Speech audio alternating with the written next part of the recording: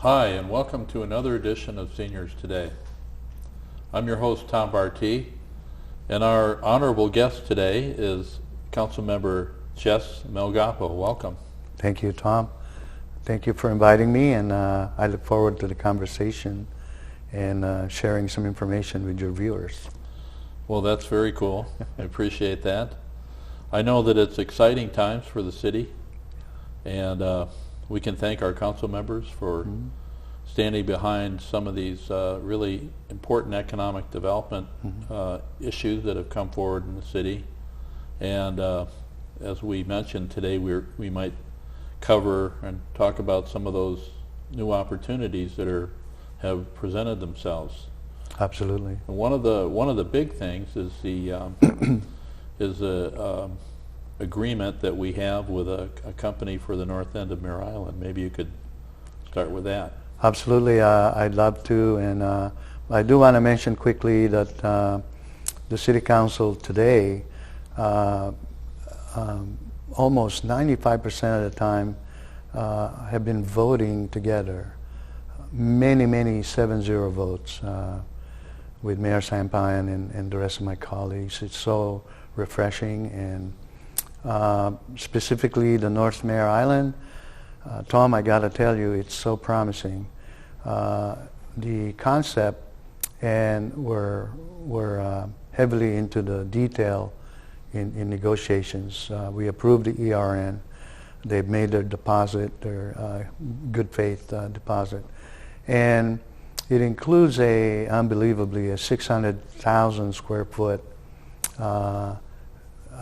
film facility for movies and television, and this significant structure housing multiple sound stages, modern sound stages, and unlike Universal Studios where you would see trailers for actors and actresses, this building houses everything: wardrobe, technical equipment, including facilities for actors and actresses. I want to add that this particular developer is not experienced in the sense that he's been a developer for a long time, but he's got enough savvy to bring the right people in, and unbelievably he's dedicating 15 acres into a public park. How good is that, Tom? And 25 acres in easements so that we do not disturb wildlife. Wow. That's incredible. Yeah, that's amazing. Yeah. So the 25 acres, is that on the waterfront side? Mostly on the waterfront, in the periphery of the marshlands on the other side. So Oh, that's awesome. that is fantastic. I know that ABAG, BCDC, the Bay Area Conservation and Development District, Yes. has jurisdiction over the Bay Trail, the Bluff Trail, and Yeah. the Bay Water Trail. And there's a particular site on the north end of the island that they're hoping they could convert to a kayak launch, Yeah. which may or may not happen, but it's part of that. I think that the city has been very accommodating. The developer, the Nimitz Group, has also, typically a developer would say, I want it all. I want all 157 acres. This developer says, no, I'll open the door for other players. And that's incredible. And then, so where the demolition is occurring, because the city of Vallejo has decided to really partner and make this development happen, we've invested $1 million, and we're about done with demolishing 7 buildings. They've been abated with anything hazardous, and now it's just heavy equipment to take it down. And in the middle of these design development are actually a winery, a distribution center for the winery, a mix of office and retail stores.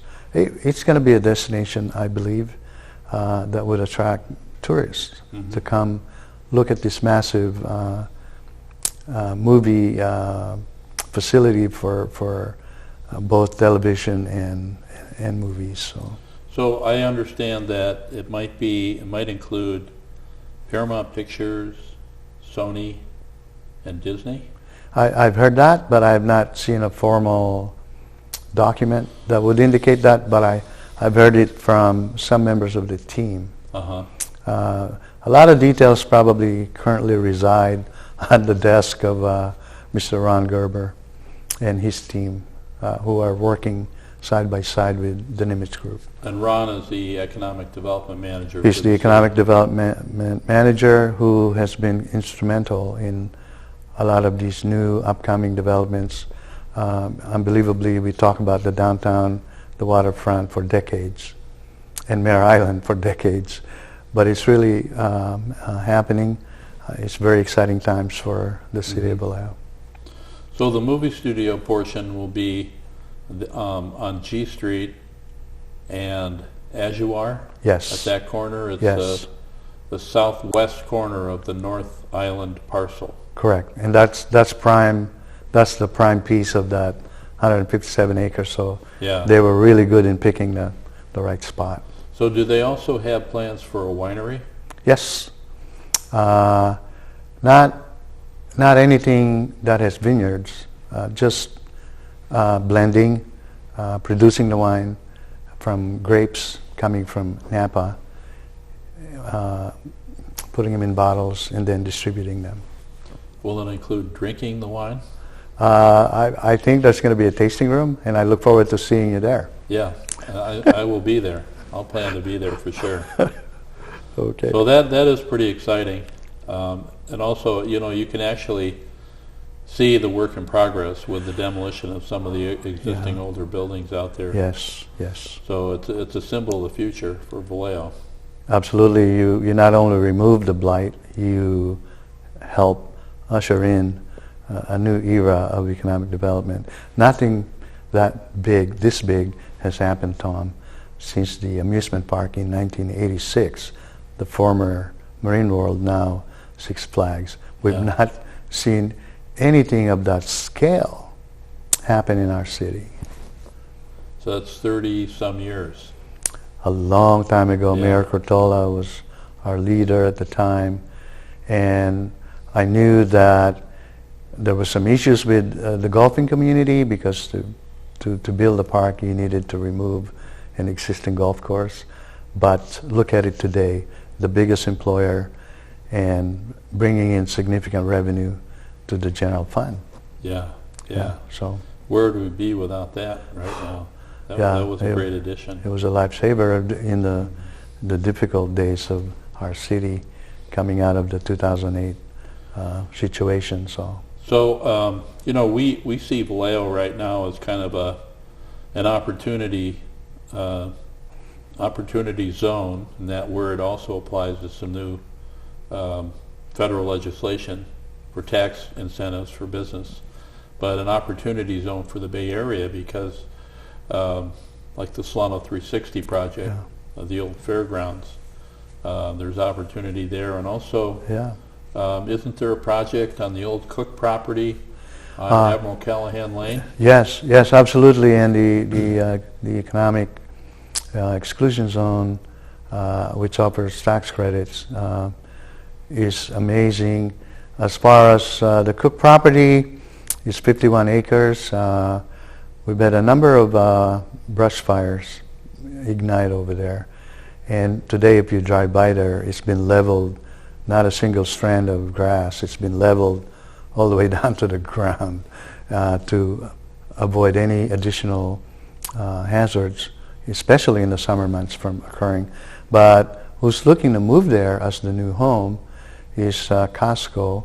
Costco right now is feeling really constrained in the current footprint. This is a much bigger site. They can move the gas station there. A Costco that's 1.5 times the size of the existing Costco. And the beauty of this project is on the east side of Costco, which parallels Admiral Callahan and the freeway. On the east side of that is a plan to build detached homes, probably at the price range of about $500,000 and above, a total of 170 units. And you and I know what that does to our tax base. Yeah, it's an incredible opportunity, and every indicator is it's a go. We're moving in that direction. Oh, that's cool. Yeah. Now, I remember hearing Ron Gerber talk about potentially in a forecast maybe 10 years out that there could be as many as almost 10,000 new homes in Vallejo. And that sounded high to me, but I started trying to put it together. We have the waterfront project with 170 on parcel A. We have the 100 and some at Costco there, but there's still 1,000 homes that can be built out or more on Mare Island, right? Right. 10,000 is probably a big number, but across from Ciufredo, you might notice that the city of Vallejo is beginning to charge that piece of property with clean fill.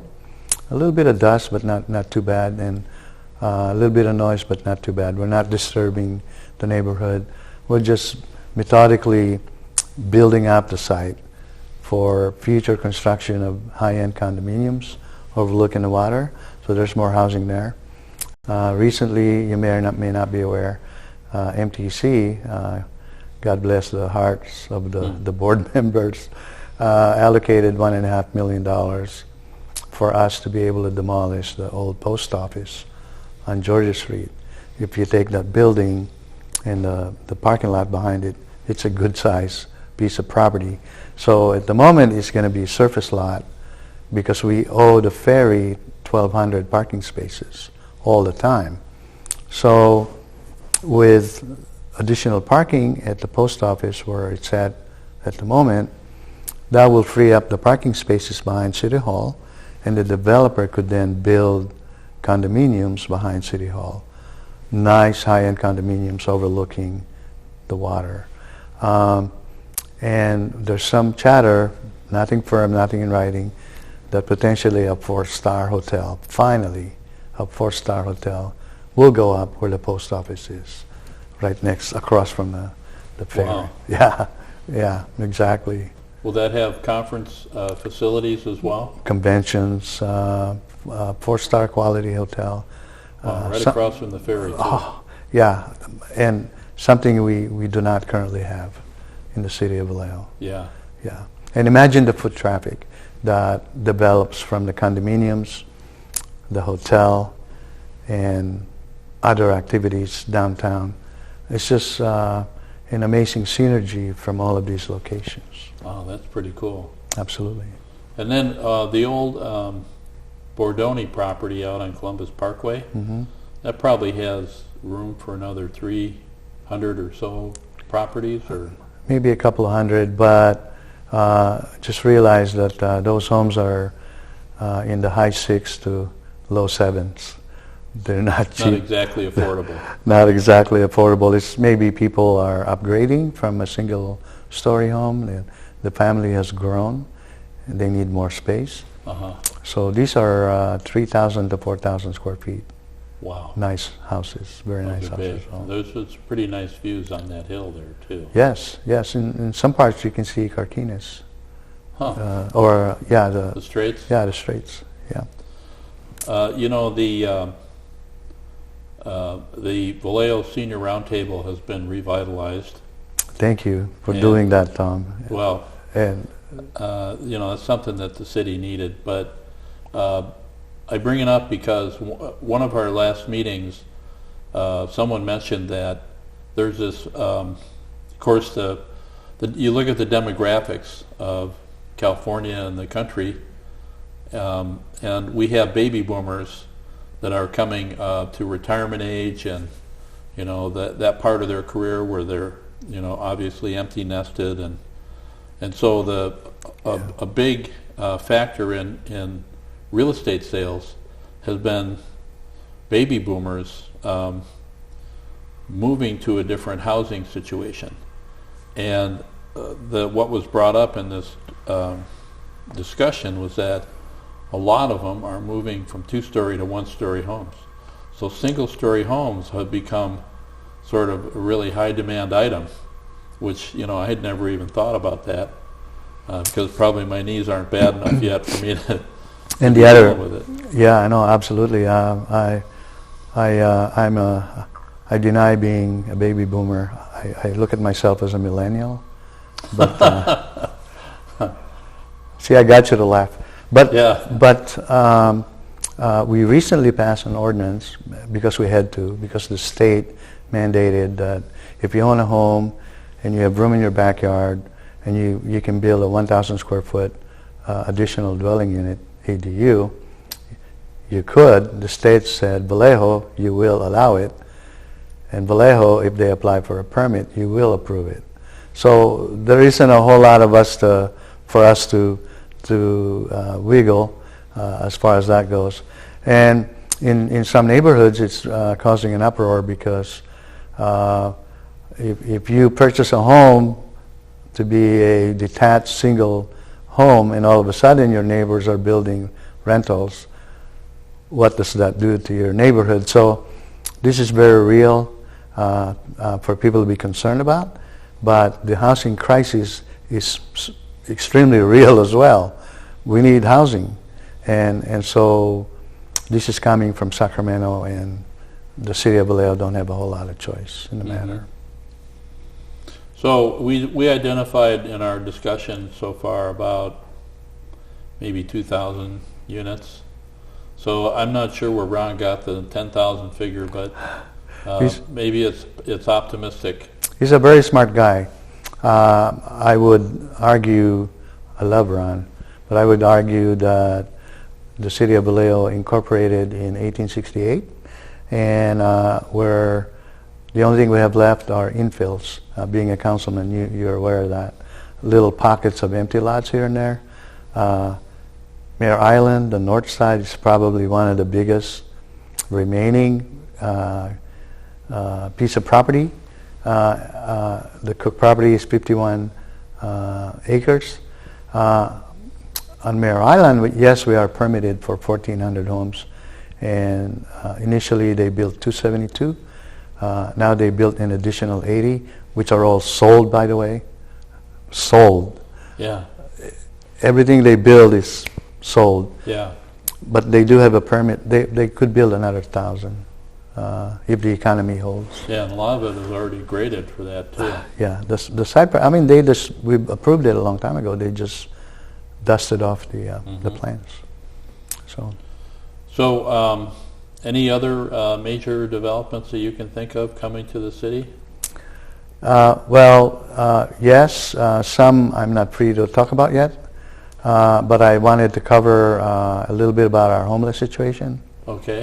The city, all of us under the leadership of Mayor Bob Sampayan and all of my colleagues, we put our foot down and said, we have a homeless problem. The point-in-time count currently is 400, men, women, and children. Our plan includes developing a piece of land on Sacramento Street, near the Christian Help Center, near the cemetery. It's going to be a nice apartment. It will not look like anything that homeless people would live in. It's going to be a nice facility, but it can only house 150 people. It will be self-sustaining. The city has leveraged $5.2 million, as I mentioned to you earlier, and Eden Housing, who has partnered with the city, will bring in $24 million to make this facility happen. And we're very encouraged by this, even though we're only going to be able to house 150. We'll figure out what to do with the remaining 250. And as we speak, Governor Brown, and I thank him for this publicly, he has put a line item in his budget for $500 million to help house the homeless. And the city is now engaged in a coalition of cities and with the county, trying to fight for as big a share of the $500 million as we can get. And maybe, just maybe, we can house the other 250. That would be my hope. Well, that would be amazing because, it's pretty obvious if you drive around town that the number of people that are homeless has been on the increase. And some of them are very visible at street corners and shopping carts and all different kinds of situations. Yeah, they're in the parking lots. So is this housing going to come with support services for retraining for vocational work? And full service, professional staff that would connect them to the services, medical treatment, mental health support, and the first 150 people that come in, no questions asked, they can come in intoxicated, under the influence, we don't care.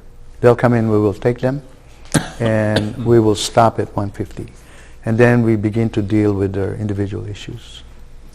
Well, that's great. And I know that concept is patterned after other successful similar ventures in other cities. So going all around the country, the permanent supportive housing concept. Yeah. So on to another opportunity for the city is the Solano 360 project. You have any update for us on that? Well, yes, I do. At the moment, the developer who got us all very, very excited 2.5 years ago has pulled out, number one. Number two, at the moment we are trying to make Solano County Fairgrounds attractive to developers by investing in paying for the demolition of the horse barns and one of the bigger buildings, taking it down. It's an old, tired facility, and that should open the door for developers saying, oh, the county is serious about wanting people to come in and develop the site. Regrettably, the concept was really great, but did not pan out. It's not like there's a long line of developers wanting to come in. We had one from the RFQ, no one came in behind them, and it fell apart. So I hate to say that, but that's not to say that the county fairgrounds could not be a moneymaker down the road. So, is there any truth to the rumor that there might be an extension of Cache Creek interested in the parcel?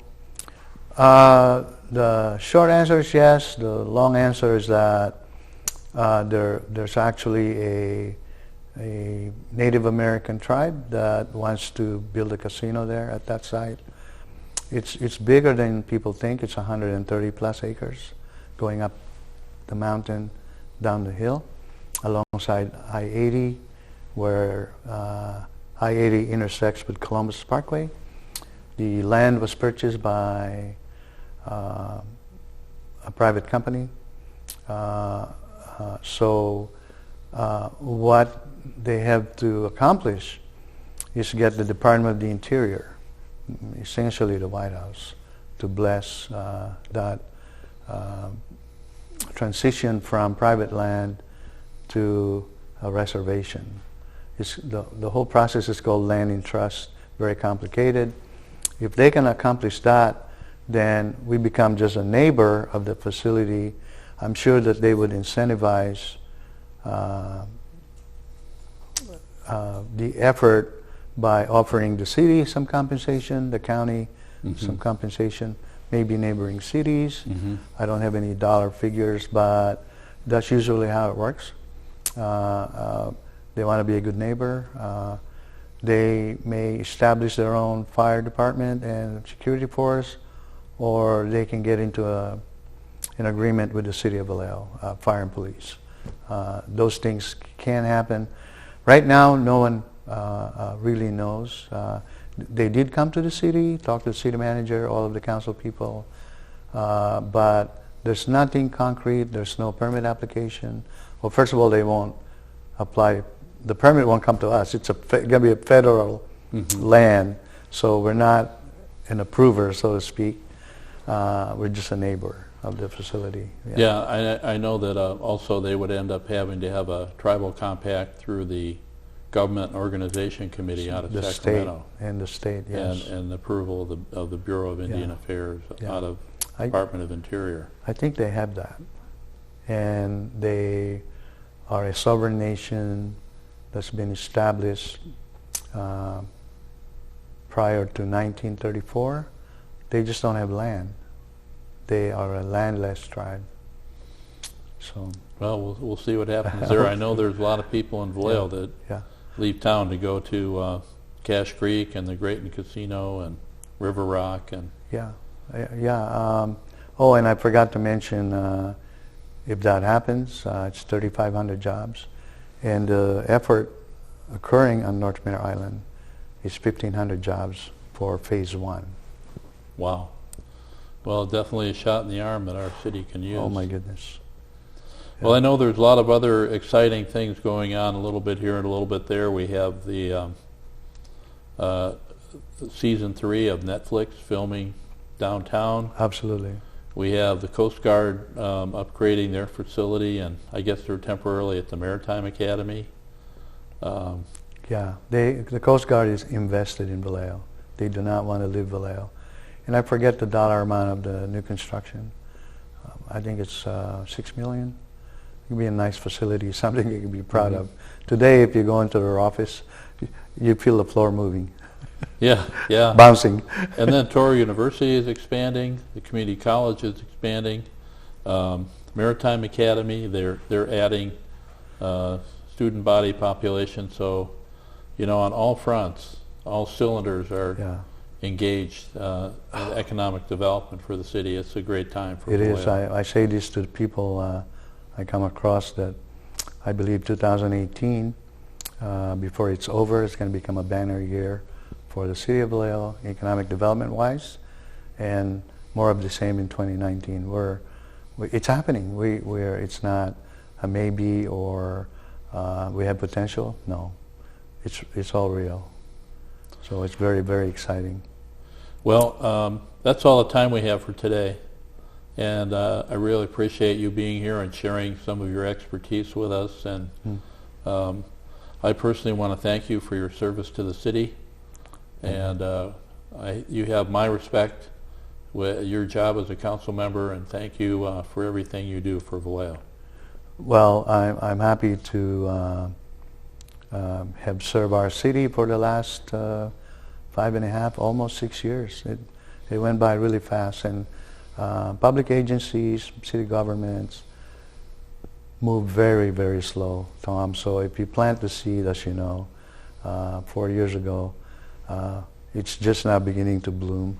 So a lot of work, people before me have invested in a lot of these pillars of development that is now coming into fruition. Well, thank you. Yeah.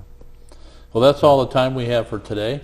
Our show airs at 6 p.m. Tuesdays and Thursdays on Comcast 27, AT&T UVerse 99, and streaming live video at vcat.tv. Come see us again next time.